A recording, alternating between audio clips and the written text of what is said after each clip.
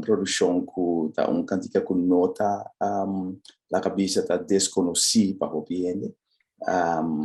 Pero 13 naturalmente de uma forma diferente, de uma forma caribense, uma forma contagiosa.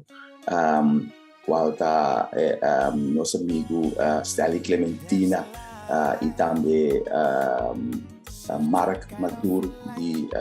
Aruba do arreglo da canção aqui. No momento que eu escuto a canção de nossa geração, me quero Marisa, vou me estar agora canção que me agora com quem me baile pro me bia, canção que off pro me bia, a escutar na uma me tava tá, eta traz hopi nostalgia, antobra de nas, eta eigenlijk nós tá laga é sunang que não conhecer quarta geração de agora aqui, você já conhece com ele, pero tem estilo compa, quarta estilo que tá mais não se gosta atualmente, eigenlijk essa é a ideia para trás de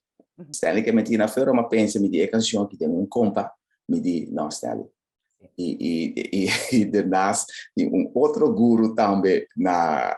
Aruba qual tá Marquis também Marquis eta seguro bauti é nome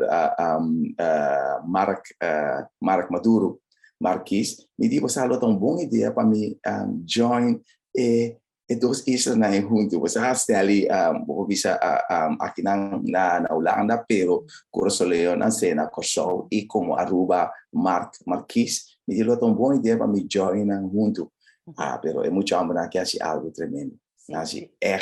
algo tremendo para mim seguro pero dois sei sobre aí essa aqui tá não pero tem mais coisas dentro para hope mais bobini junto com Stanley Clementina e junto com Mark